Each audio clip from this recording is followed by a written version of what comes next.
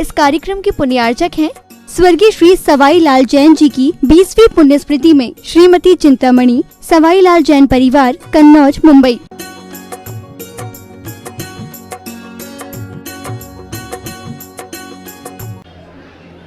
नमो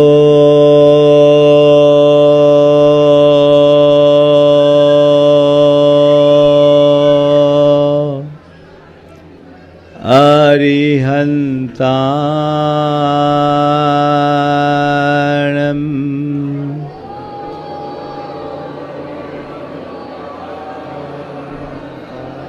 नमो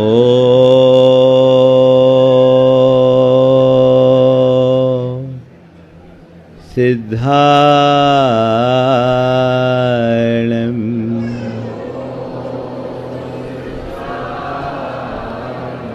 नमो आयर्याणम्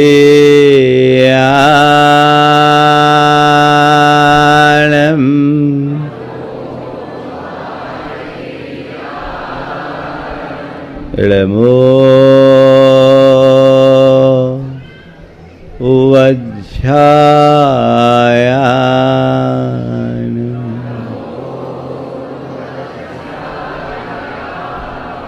नमो लोये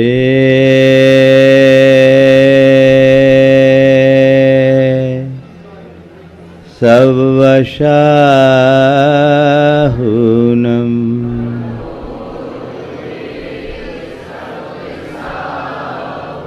ऐसो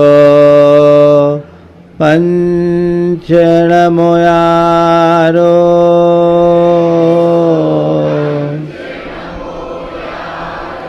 सर्वपावपनाशनो मंगलालं च सवेसिम् पढ़मं हो मंगलम। जय बोलो देवादिदेव 1008 श्री भगवान महावीर स्वामी की, अहिंसा परमो धर्म की, परम पूज आचार्य गुरुवर श्री विद्यासागर जी महाराज की, आचार्य समय सागर जी महाराज की, परम पूज्य मुनि श्री 108 प्रमाण सागर जी महाराज की, मुनि श्री 108 निर्वेद सागर जी महाराज की।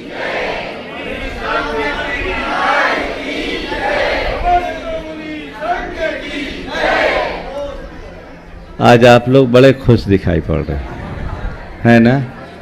क्यों? इसलिए कि आज आपको आपका मन चाहा मिल गया है। मिला है कि नहीं मिला?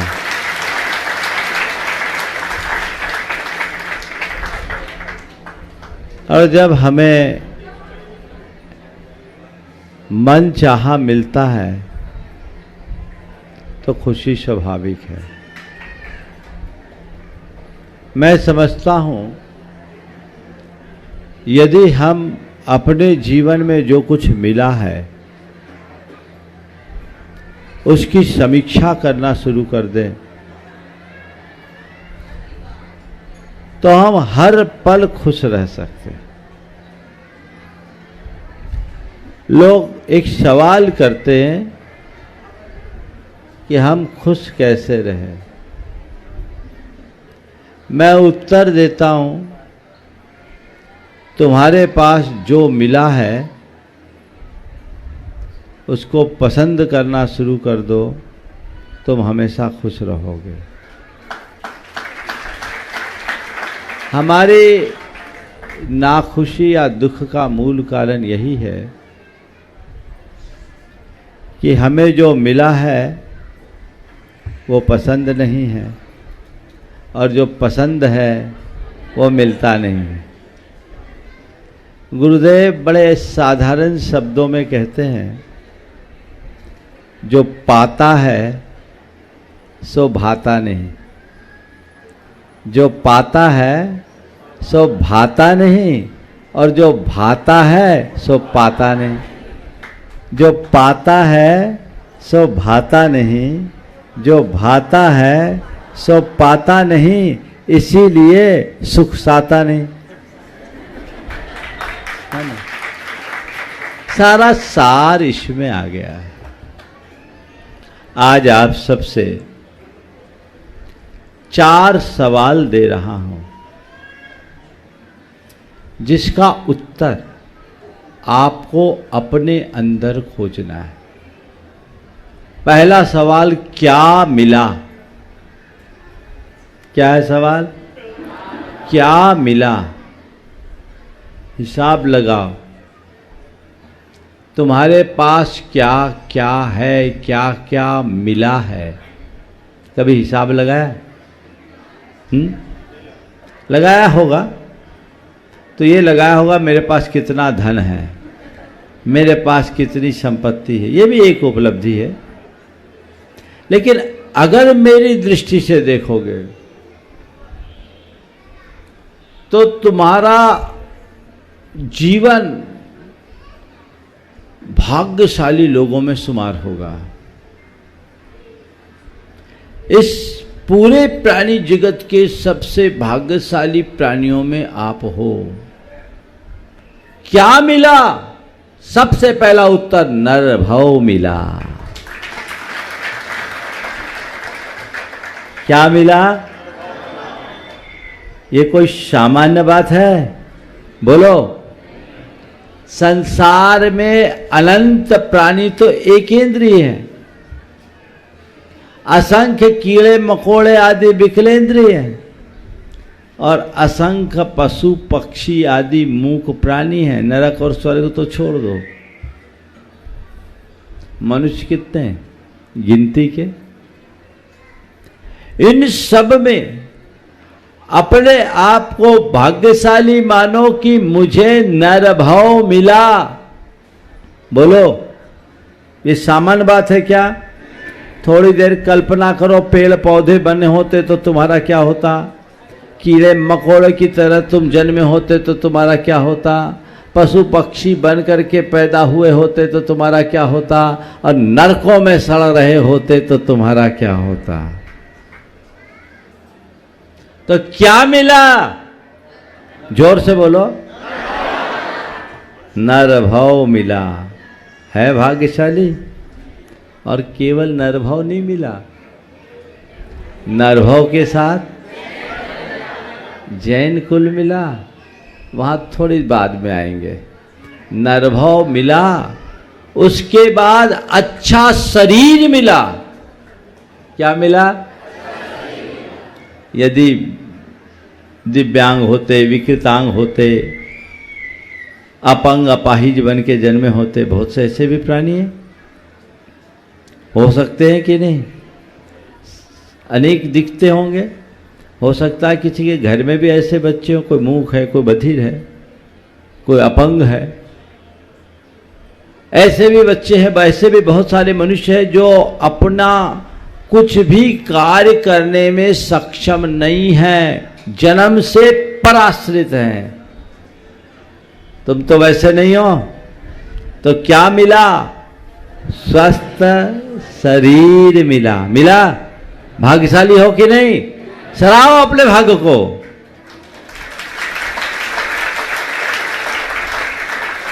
और इतना ही नहीं, अभी हिसाब लगाओगे तो लगेगा तुमसे बड़ा शहंशाह इस धरती पर कोई नहीं है। मेरे हिसाब से देखो, तीसरे क्रम में अच्छी बुद्धि मिली। मिली कि नहीं मिली? हाँ, मिली। अगर मंद बुद्धि होते, विक्षिप्त होते, पागल होते तो तुम्हारा क्या होता? बहुत से ऐसे बच्चे जो आदमी है लेकिन उनको कुछ होश ही नहीं है। तुम्हें ये बुद्धि तो मिली, और बुद्धि मिली, दुर्बुद्धि नहीं तो अपनी बुद्धि का उटपटांग प्रयोग करते और आतंक की पर्याय बन जाते। अच्छी बुद्धि मिली, भाग्यशाली हो।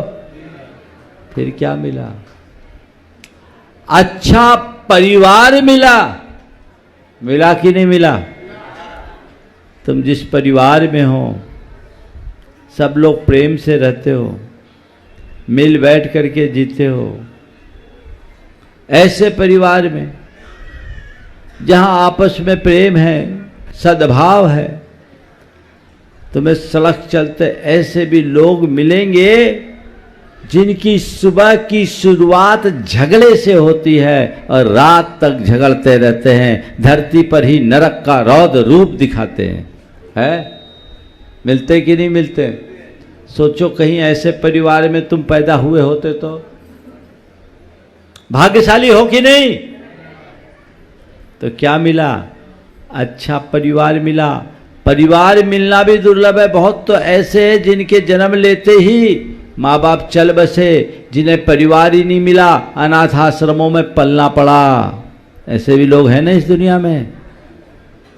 काश तुम्हारा परिवार नहीं होता, काश तुम्हारे माँ बाप नहीं होते, उन्हें तो तुम्हें पाला पोसा नहीं होता, तो तुम क्या होते? अनाथालयों में पलते रहते। और क्या होता? मिला तुम्हें परिवार, है तुम्हारा भाग्य। फिर परिवार ही नहीं मिला, अच्छा संस्कार मिला। संस्कार मिला कि नहीं मिला? अच्छा संस्कार मिला। इसके परिणाम स्वरूप आज तुम एक सभ्य नागरिक की भांति यहां बैठे हो। अगर संस्कार विहीन होते, माता पिता ने तुम्हें संस्कार नहीं दिया होता, परिवार से तुम्हें संस्कार नहीं मिलता, तो क्या होता? लुच्चे लफंगे आवारा अपराधी बनकर मवाली की तरह जिंदगी काटते, है ना? पर ऐसा नहीं है। तुम एक सभ्य नागरिक हो भाग्यशाली कि नहीं? अच्छा संस्कार ही नहीं मिला, जैन कुल मिला। क्या मिला?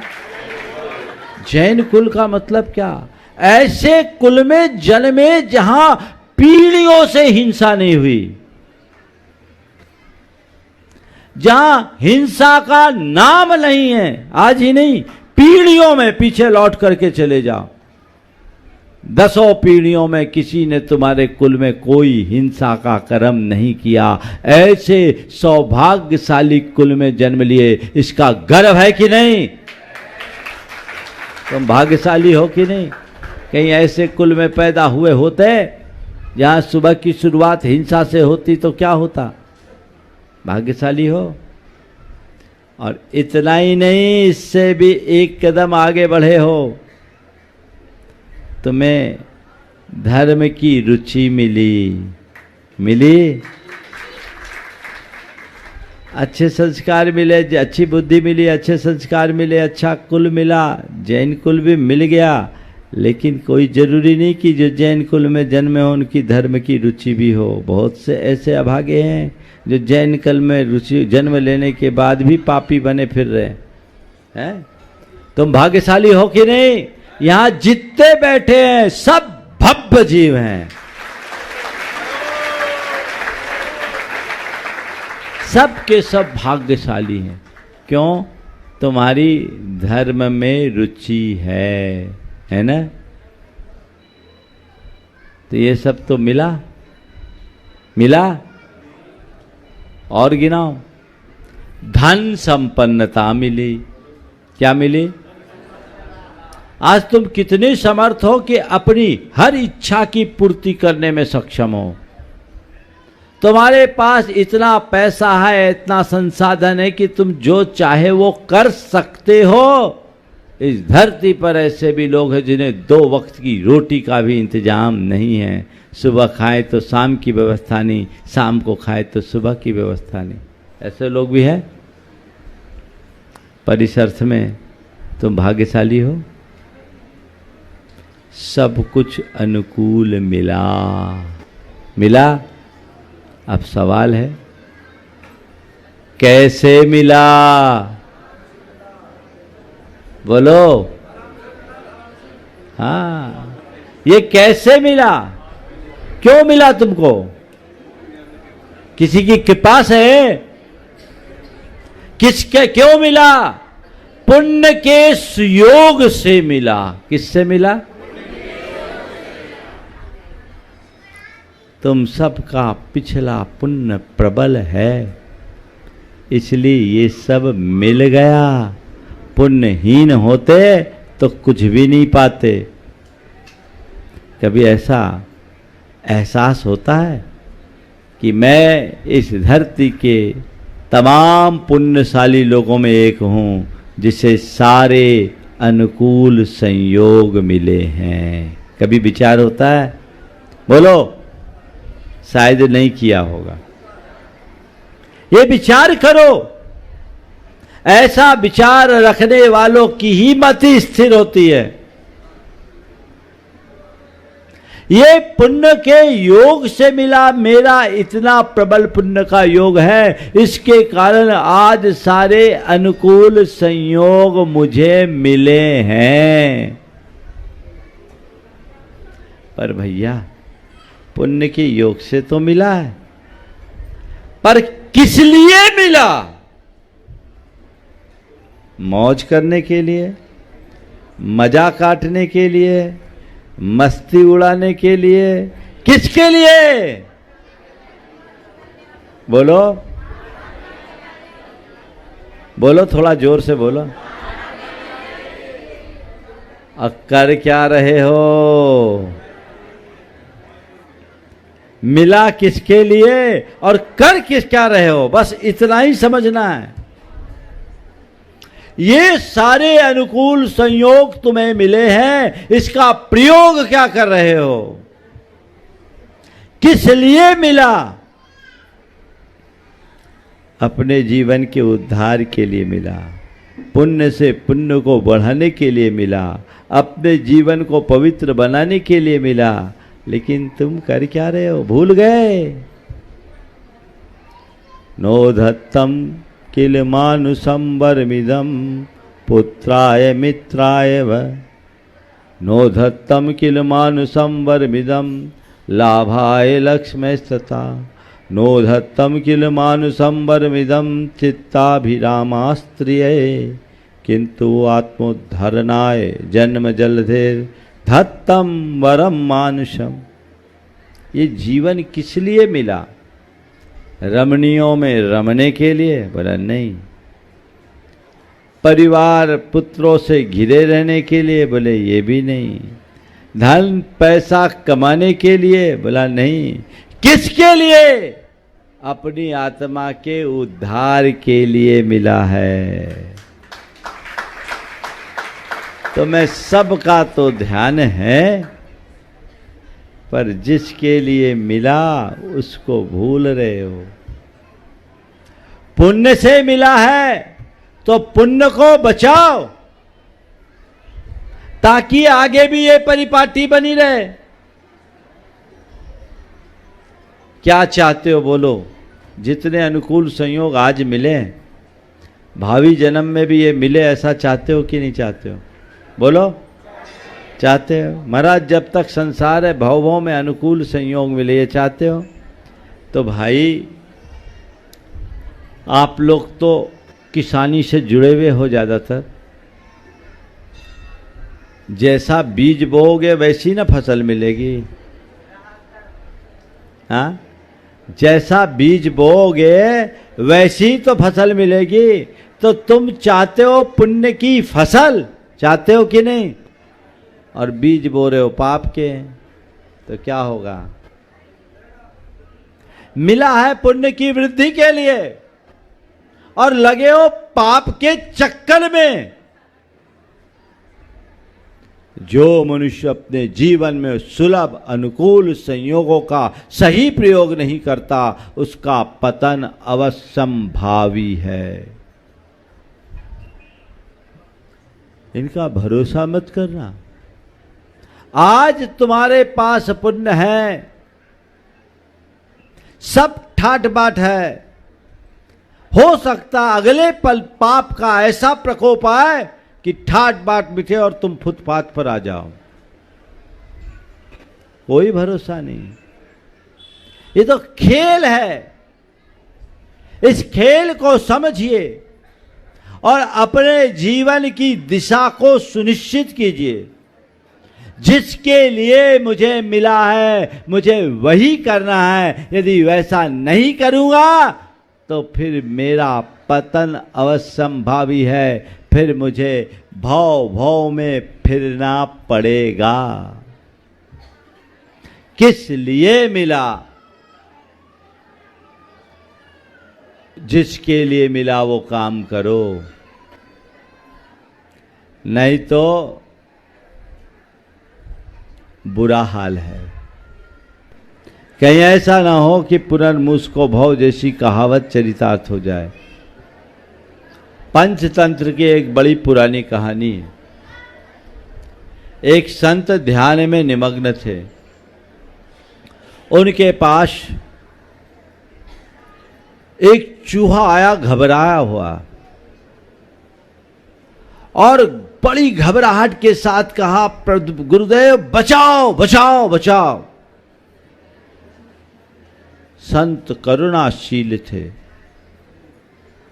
उन्होंने आंखें खोली, देखा चूहा घबराया हुआ है, बचाने की गुहार कर रहा है। संत ने पूछा क्या चाहिए, क्या चाहिए, क्या बात है? बोले वो बिल्ली मेरे पीछे लगी है, आप बचाइए, मेरी रक्षा कीजिए। तुझे बिल्ली से भय है, जा मार जारो भव, बिल्ली बन जाओ। कहते उन्हें वचन सिद्धि थी। देखते ही देखते चूहा ने बिल्ली का रूप धारण कर लिया। अगले रोज वो बिल्ली घबराई हुई आई, त्राहिमाम त्राहिमाम त्राहिमाम। संत ने पूछा क्या हो गया? बोला गुरुदेव वो कुत्ता मेरे पीछे पड़ा है। तुझे कुत्ते से खतरा है, ठीक है, स्वानो भव। देखते ही देखते बिल्ली ने कुत्ते का रूप धारण कर लिया। हफ्ते भर बाद वो कुत्ता आया, कहा गुरुदेव बचाओ, बहुत परेशान हूं। बोले क्या हो गया? बोले कुत्ता क्या बन गया, सब जगह दूर दुराया जाता हूं, सड़क के बच्चे मुझ पर पत्थर मारते रहते हैं, जैसे तैसे बच के आया, आप तो मुझे मुक्ति दिलाओ। तो क्या बनना चाहते हो? बोले मुझे वन का मृग बना दो। बोला ठीक, मृगो भव। अब कुत्ता मृग बन गया, हिरण बन गया। एक दिन वही हिरण हाँफता कांपता सा पहुंचा और गुरुदेव रक्षा करो, बचाओ बचाओ बचाओ। संत ने आंख खोली, बोले क्या हो गया? बोले वो शेर मेरे पीछे पड़ा है। तुझे शेर से खतरा है, जा मृगेंद्रो भव, शेर बन जा। हिरण शेर बन गया, जंगल का राजा बनता फिरा। एक रोज शेर के मन में ख्याल आया, इन संतों का ठिकाना नहीं, अभी मुझ पर प्रसन्न है। जो मुझे चूहे से शेर बना सकता है वो शेर से वापस चूहा भी बना सकता है, तो क्यों ना मैं इस रास्ते को ही खत्म कर दूं। अभी मैं शेर हूं, मुझ में बल है, ये संत क्या करेगा? इस भाव से प्रेरित होकर वो संत के समक्ष गया और उन पर झपट्टा मारने ही वाला था। संत पर झपटने वाला ही था कि संत उसके मनोभावों को ताड़ गए और जोर से बोले पुनर्मुस्को भव, फिर से चूहा बन जा। वो शेर पुनः चूहा में बदल गया। कहानी आपको मजेदार लगी कि नहीं लगी? भैया ये कहानी किसकी है? हाँ, जिस पुण्य की कृपा से तुम चूहे से शेर बने हो, ध्यान से सुनो। जिस पुण्य की कृपा से तुम चूहे से शेर बने हो, यदि उसी पुण्य को खाने में लग जाओगे तो वापस शेर से चूहा बनना पड़ेगा। वापस फिर तुम्हें अभाव और अल्पता का जीवन जीना पड़ेगा, दुस्संयोगों का शिकार बनना पड़ेगा। इसलिए पुण्य के योग से चीजें मिली है तो पुण्य की वृद्धि के लिए मिली है, पाप की वृद्धि के लिए नहीं। इसलिए अपने समय, शक्ति और संसाधन को सत्कर्मों में लगाओ, दुष्कर्मों से बचो। सार इतना है। तो किस लिए मिला? अच्छा करने के लिए मिला, अच्छा बनने के लिए मिला। बुरा करोगे, बुरा बनोगे, पतन अवश्यम भावी है। बस अपनी समीक्षा कीजिए। जीवन का कोई ठिकाना नहीं। तुम सोचो कि ठीक है अभी तो सब चल रहा है, महाराज जो कह रहे बातें तो सही कह रहे हैं। गलत कब कहते हैं? कहते हैं क्या सही कह रहे हैं? तो फिर मानते क्यों नहीं? मानेंगे थोड़ा बुढ़ापा हो जाए तब, अभी तो सब चलने दो। आज के समय में तुम बुढ़ापा देख पाओगे इसकी कोई गारंटी नहीं है, है क्या? कोविड के बाद तो कई जवान चले गए, कब किसकी कौन सी श्वास उसकी आखिरी श्वास बन जाए कोई नहीं जानता। एक श्वास का भी विश्वास नहीं है। इस सच्चाई को समझिए और अपने जीवन की दिशा तय कर लीजिए। मुझे क्या करना है, जो करने योग्य है वो कर लें। गुरुदेव कहते हैं मरना हो तो मर जा, पर जीते जी कुछ कर जा। मरना हो तो मर जा, पर जीते जी कुछ कर जा, अन्यथा कर जा तो मत कर जा। अगर अच्छा करोगे तो तुम ऋण उतारोगे, और अच्छा नहीं करोगे तो अपने ऊपर कर्जा चढ़ाओगे। अपने आत्मा के पतन से हमें बचना है और उस दिशा में अपने आप को आगे बढ़ाने का यत्न करना है।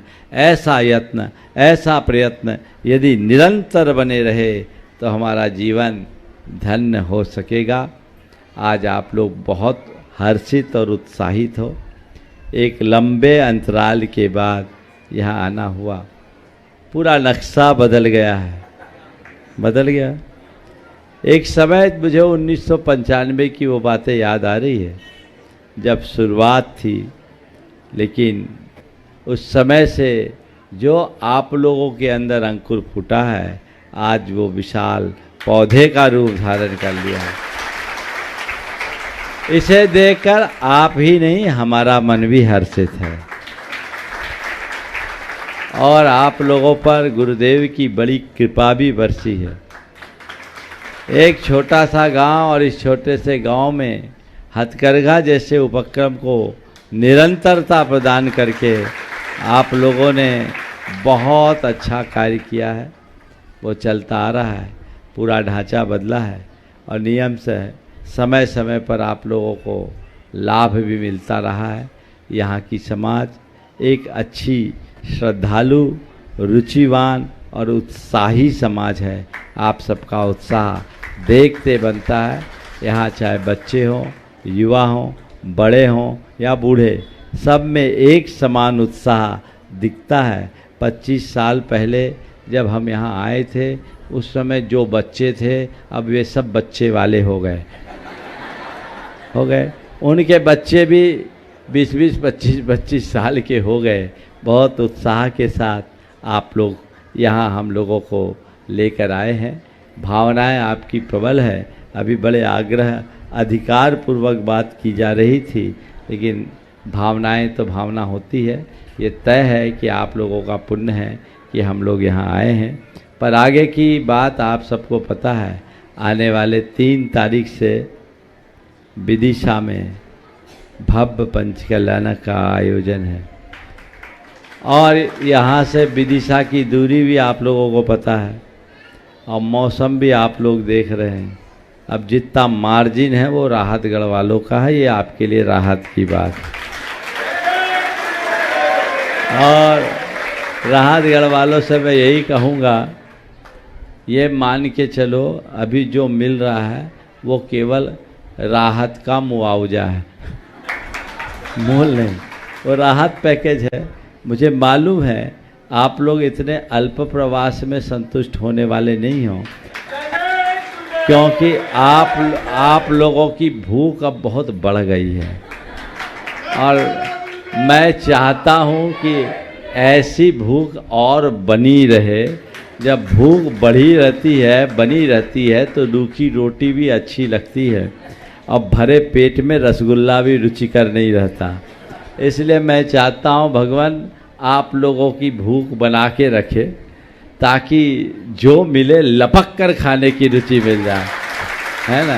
तो उसको आप लोग लेते रहे, ऐसी भावना भाते रहे, और भावना निश्चित एक दिन फलदायी होती है। आप लोगों के साथ इस तरफ के लोग तो हर्षित है, विदिशा भोपाल वाले, लेकिन बेगमगंज वाले लोग, गैरतगंज वाले लोगों का मन बड़ा व्याकुल हो रहा है। मैं उनसे भी कहूँगा व्याकुल होने की ज़रूरत नहीं है, भावनाएं भाइये, शायद फिर कभी आपके लिए भी अवसर प्राप्त हो, अभी तो गुंजाइश नहीं है। लेकिन एक बात ज़रूर कहता हूँ, साधुओं का समागम चाहने वाले को थोड़ा पहले से जागना चाहिए। साधुओं के दिमाग में अपना स्थान बना लो, ताकि वे कभी उधर से गुजरे तो उनके सबकॉन्शियस में बात बैठे कि वे लोग भी हैं, और अपना कार्यक्रम वो तदनुरूप बनाए। राहतगढ़ का तो पिछली बार से बहुत पीछे लगे हुए थे, हमेशा आना जाना है ही। तो इस बार जब हमारा इधर का योग बना, तभी हमने मन बना लिया था कि इस बार जितना मैक्सिमम हो सके राहतगढ़ का ध्यान रखना। अगर बेगमगंज का थोड़ा ध्यान होता तो हो सकता है उनके भाग्य से विदिशा को 2-3-4 दिन आगे खिसकाया जा सकता था, लेकिन अब गुंजाइश फिलहाल नहीं दिखती। अब जो भी हो, विदिशा हो, भोपाल हो या राहतगढ़, सब बेगमगंज की सीमा में ही है, ऐसा मान करके चलना चाहिए और उनको लाभ लेने का प्रयास करना चाहिए। समय के अनुसार जब आपका पुण्य का योग बनेगा, निश्चित वो सौभाग्य प्राप्त होगा। एक बात सदैव ध्यान रखो, मुझे मेरे गांव नगर में गुरु का सानिध्य मिले, ये पहला प्रयास। हमारे गांव नगर में गुरुओं का समागम मिले, ये तुम्हारा पहला प्रयास हो। पर यदि ये न मिले तो जहाँ गुरुओं का समागम है मैं वहाँ जाके लाभ लूँ, ये मेरा दूसरा प्रयास। ये लाभ लेने का रास्ता है। ये स्वाभाविक है कि गुरुओं का समागम हमेशा नहीं मिल सकता, लेकिन आप गुरुओं के समागम में हमेशा रह जरूर सकते हैं। ये लक्ष्य बनाओ और उस लक्ष्य के अनुरूप अपना पुरुषार्थ जगाएं तो अपना जीवन धन्य होगा। आज लंबा विहार करके आए हैं, इसलिए अधिक विस्तार न देकर आप लोगों के आवेदन को हमने स्वीकार लिया है। आज शाम का शंका समाधान आपके नगर में होगा। आप लोगों ने भावना योग की भी भावना भाई है, थोड़ी और भा लीजिए, शाम तक हो सकता वो भी पूरी हो जाए। पर उसके विषय में अभी कह नहीं सकेंगे। शाम के शंका समाधान तक कोई शंका मत रखिए, निशंक होकर के लाभ लीजिए। शेष जो कार्यक्रम होगा सब शाम को पूर्ण, इसलिए शाम को बाकी मालूम पड़ जाएगा, क्योंकि आगे की दूरी बहुत लंबी है और ततूरी भी बहुत ज़्यादा है। इसको ध्यान में रख करके चलना है, इसलिए सब कुछ देख समझ करके ही चलना होगा। भावनाएं तो सबकी है, इसलिए यहीं पर विराम। बोलिए, समय है लेकिन अब इतने ही में विराम लूँगा। बोलिए, शंका समाधान शाम को 6 बजे से होगा। चूँकि आप बाज़ार में कर रहे हैं तो बस स्टैंड, तो 6 बजे से शंका समाधान का आप सब लाभ लेंगे। बोलिए, परम पूज आचार्य गुरुवर श्री विद्यासागर जी महाराज जी। नमो आईडी आना। जब मैं सोच रहा था अगर यही लोग पूरा बोल दे तो ज़्यादा अच्छा है, मुझे आराम होगा। लेकिन दोनों ने जो बातें कही सार में बहुत विस्तार कर दिया। दरअसल हम सबके जीवन का मूल लक्ष्य सुख और शांति को प्राप्त करने का है, और उस जो कुछ भी हम करते हैं उसी सुख शांति की उपलब्धि की अभिलाषा से करते हैं। हमारी सर्वोच्च प्राथमिकता हमारे जीवन को सुखी बनाने की है। लेकिन ये सब तब तक संभव नहीं है जब तक हम अपने तन और मन दोनों को सही तरीके से नियंत्रित और विशुद्ध न करें। मोक्ष मार्ग में आगे बढ़ने के लिए हमें तन को साधना पड़ता है और मन को बांधना होता है। तन को साधो, मन को बांधो। तन को साधने के लिए हमें उचित आहार विहार की प्रणाली को अपनाना पड़ता है। अपने खान पान में शुद्धि, अपनी जीवन शैली की पवित्रता हमारे तन को साधने का आधार है। यदि ऐसा हम करते हैं तो हम अपने तन को बखूबी साध सकते हैं और अपने जीवन को आगे बढ़ाने में समर्थ हो सकते हैं। पर केवल तन को साधना पर्याप्त नहीं है, तन को साधने के साथ मन को बांधना होता है। तन को साधने के लिए हमें बहुत ज़्यादा उपक्रम करने की ज़रूरत नहीं पड़ती, थोड़े से प्रयासों से तन को साधा जाता है। लेकिन मन को बांधने के लिए पूरा जीवन भी कम पड़ जाता है, क्योंकि मन बहुत तीव्र गति से भागता है और ऐसे भ्रमणशील मन को बांधना बहुत कठिन है। संयम ही मन को बांध पाता है, और जो अपने मन को बांधने में समर्थ हो जाता है सारी दुनिया उससे बंधने को तत्पर हो जाती है। परम पूज्य गुरुदेव की वह उदात्त दृष्टि आप सबके ऊपर पड़ी और आपको वह अवसर दिया जिसमें तन को साधने और मन को बांधने दोनों का सुअवसर प्राप्त है। तन को साधने के लिए ये बड़ा चिकित्सालय है और मन को बांधने के लिए सर्वतोभद्र जिनालय।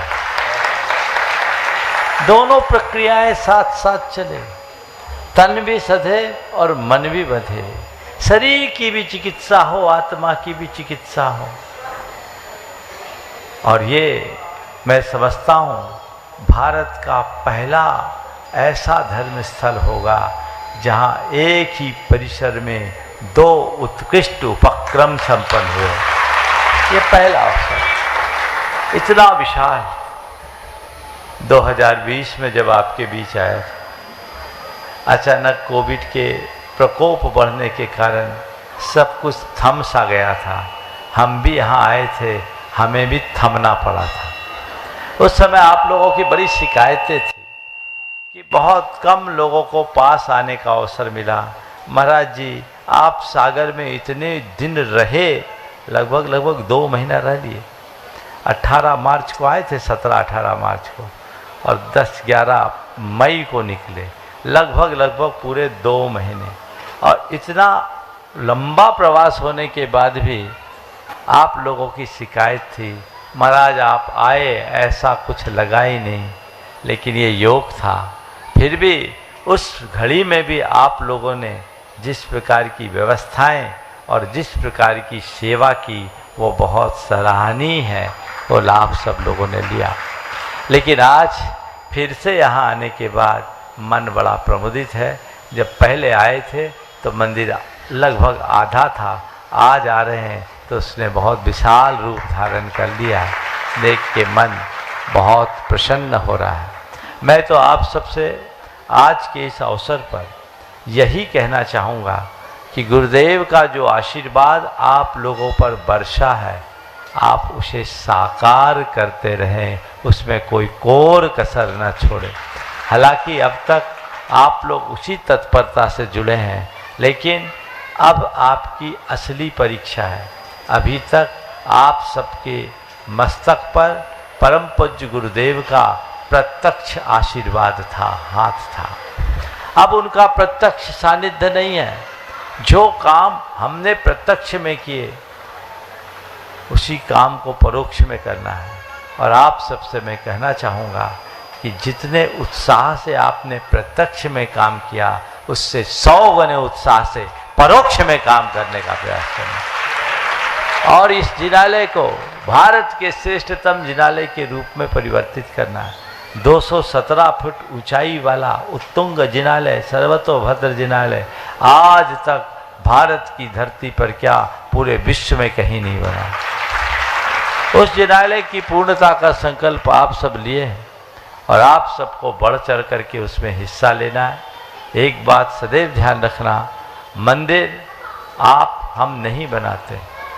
हम लोग मंदिर बनाने वाले नहीं हैं, हम लोग तो केवल मंदिर बनाने में निमित्त हैं। ये मंदिर तुम्हारे पैसों से नहीं बनता, ये मंदिर तुम्हारे कृत्यों से नहीं बनता।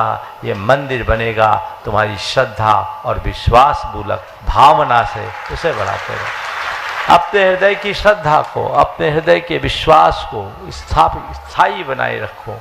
मंदिर बनेगा और सबको मिलजुल कर इस मंदिर को भव्याति भव्य रूप प्रदान करना है। भागोदय में कई बार आना हुआ, इस भागोदय से हमारा भी नाता जुड़ा हुआ है। इस भागोदय का पहला चित्रालय 1997 में जो स्थापित हुआ था, तब कुछ नहीं था, बस भवन बनकर खड़ा हुआ था और हम लोग आए थे घटिया के मंदिर से, चंद्रप्रभ भगवान को विहार करा कर लाए और ये भगवान यहाँ आए तो निश्चित इस धरा का भाग्य पलट गया। बहुत कुछ परिवर्तन यहाँ देखने को मिला है। आज ज़्यादा बोलने की मानसिकता नहीं है। प्रातःकाल आप लोगों ने भावना योग का लाभ लिया। 3 दिन का प्रवास सोचकर आए थे कि सागर में कटरा 3 दिन रहेंगे, आपको पूरा काम हो जाएगा। चूँकि आप सबको पता है हम लोगों का प्रवास बहुत लंबा होना है, अभी आगे जाना है और आने वाले 3 जून से विदिशा में पंचकल्याणक भी संपन्न करना है। दिन आपके सामने है, दूरी भी आपके सामने है और मौसम भी है, लेकिन आप लोगों का पुण्य प्रबल आज का दिन तो बोनस में मिला ही, लेकिन इतना प्रबल भाग्य जग गया कि कल का भी आपको बोनस में मिल गया।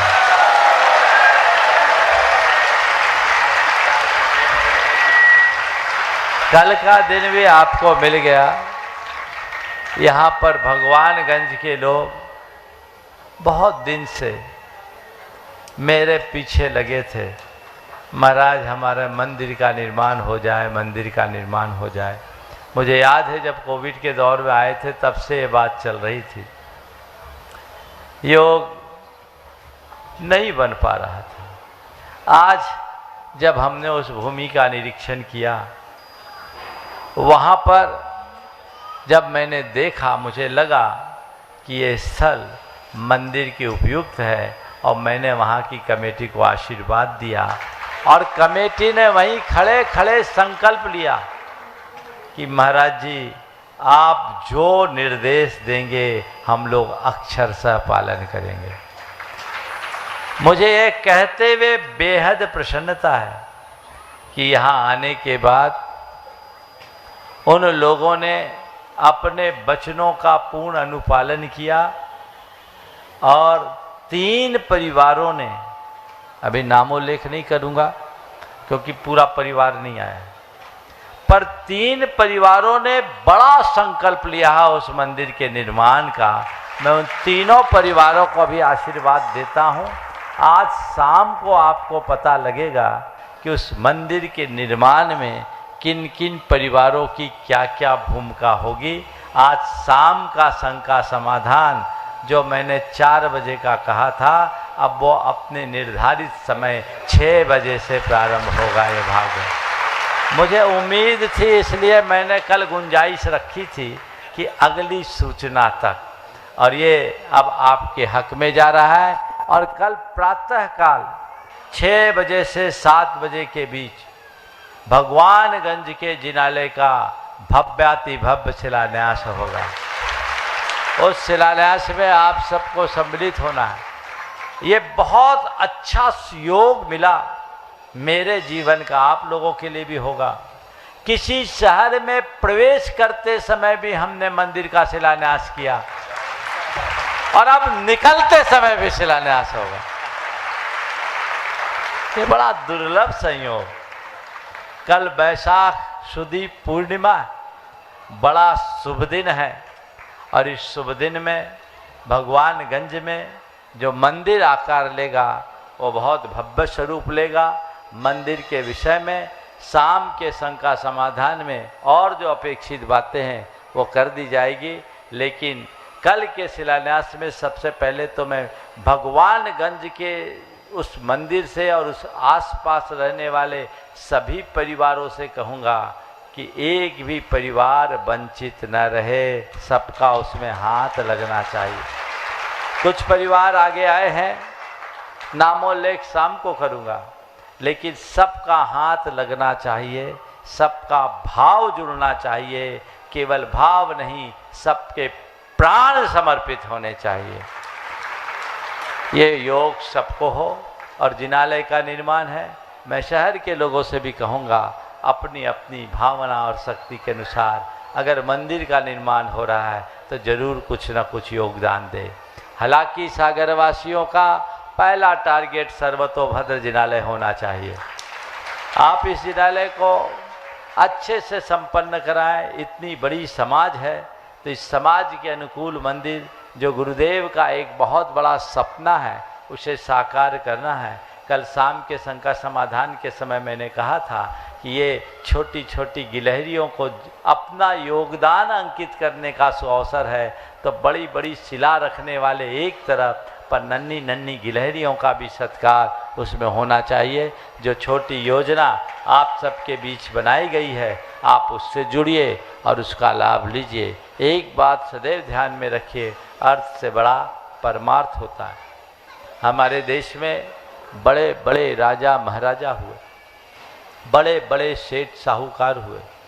उन्होंने अपने जीवन काल में अपने बड़े बड़े महल और हवेलियां बनाई होगी, लेकिन आज उनके राजमहल और उनकी हवेलियों का कोई अता पता नहीं, कोई अता पता नहीं।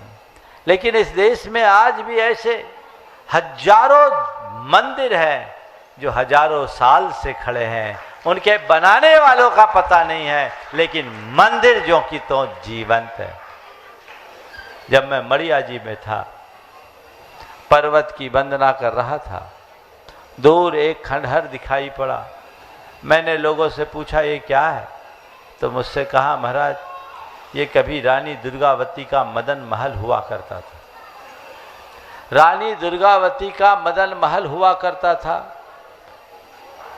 और तभी किसी ने कहा महाराज रानी दुर्गावती और पीछनहारी लगभग समकालीन थी। मेरे मुख से निकला वैभव का महल खंडहर में बदल गया, वैभव का महल खंडहर में बदल गया और श्रद्धा की मड़िया सुरम तीर्थ बन गई। जीवन के लिए एक बहुत बड़ा पाठ है। वैभव विनष्ट होता है, श्रद्धा अमर बनाती। अपने समय, शक्ति और संसाधनों को परमार्थ में नियोजित कीजिए, ये जीवन को अमरता प्रदान करेगी।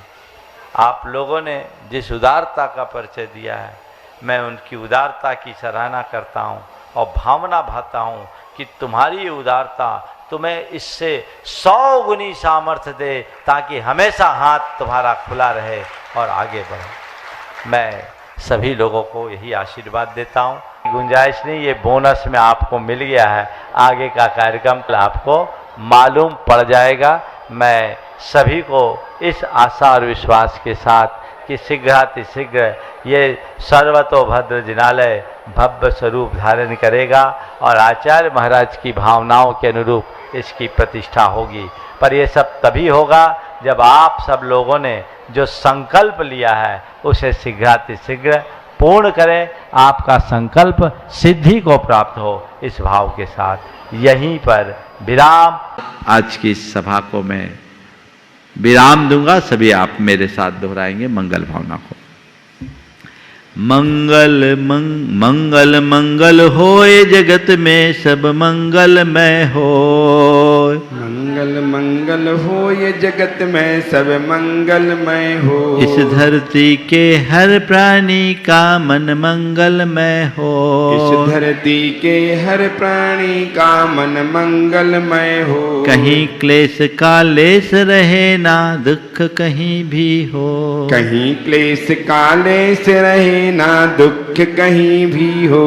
मन में चिंता भय न सतावे रोग शोक नहीं हो। मन में चिंता भय न सतावे रोग शोक नहीं हो। नहीं बैर अभिमान हो मन में क्षोभ कभी नहीं हो। नहीं बैर अभिमान हो मन में क्षोभ कभी नहीं हो। मैत्री प्रेम का भाव रहे नित मन मंगलमय हो। मैत्री प्रेम का भाव रहे नित मन मंगलमय हो। मंगल मंगल होए जगत में सब मंगलमय हो। मंगल मंगल हो ये जगत में सब मंगलमय हो। इस धरती के हर प्राणी का मन मंगलमय हो। इस धरती के हर प्राणी का मन मंगलमय हो। मन का सब संताप मिटे अरु अंतर उज्ज्वल हो। मन का सब संताप मिटे अरु अंतर उज्ज्वल हो। राग देश और मोह मिट जाए आत्म निर्मल हो। राग देश और मोह मिट जाए आत्म निर्मल हो। प्रभु का मंगल गान करे सब पापों का क्षय हो। प्रभु का मंगल गान करे सब पापों का क्षय हो। इस जग के हर प्राणी का हर दिन मंगलमय हो। इस जग के हर प्राणी का हर दिन मंगलमय हो। मंगल मंगल होए जगत में सब मंगलमय हो। मंगल मंगल हो ये जगत में सब मंगलमय हो। इस धरती के हर प्राणी का मन मंगलमय हो। इस धरती के हर प्राणी का मन मंगलमय हो। गुरु हो मंगल प्रभु हो मंगल धर्म सुमंगल हो। गुरु हो मंगल प्रभु हो मंगल धर्म सुमंगल हो। मात पिता का जीवन मंगल परिजन मंगल हो। मात पिता का जीवन मंगल परिजन मंगल हो। जन का मंगल गण का मंगल मन का मंगल हो। जन का मंगल गण का मंगल मन का मंगल हो। राजा प्रजा सभी का मंगल धरा धर्ममय हो। राजा प्रजा सभी का मंगल धरा धर्ममय हो। मंगल मंगल होए जगत में सब मंगलमय हो। मंगल मंगल हो ये जगत में सब मंगलमय हो। इस धरती के हर प्राणी का मन मंगलमय हो। इस धरती के हर प्राणी का मन मंगलमय हो। मंगलमय हो प्रात हमारा रात सुमंगल हो। मंगलमय हो प्रात हमारा रात सुमंगल हो। जीवन के हर पल हर क्षण की बात सुमंगल हो। जीवन के हर पल हर क्षण की बात सुमंगल हो। घर घर में मंगल छा जाए जन जन मंगल हो। घर घर में मंगल छा जाए जन जन मंगल हो। इस धरती का कण कण पावन ओ मंगलमय हो। इस धरती का कण कण पावन और मंगलमय हो। मंगल मंगल होए जगत में सब मंगलमय हो। मंगल मंगल हो ये जगत में सब मंगलमय हो। इस धरती के हर प्राणी का मन मंगलमय हो। इस धरती के हर प्राणी का मन मंगलमय हो। सब जग में मंगल बढ़े, सब जग में मंगल बढ़े। चले अमंगल भाव, चले अमंगल भाव। है प्रमाण की भावना, है प्रमाण की भावना। सब में हो सद्भाव। सब में हो सद्भाव। जय बोलो परम पूज्य आचार्य गुरुवर श्री विद्यासागर जी महाराज। इस कार्यक्रम के पुण्यार्चक थे स्वर्गीय श्री सवाई लाल जैन जी की 20वीं पुण्य स्मृति में श्रीमती चिंतामणि, सवाई लाल जैन परिवार, कन्नौज, मुंबई।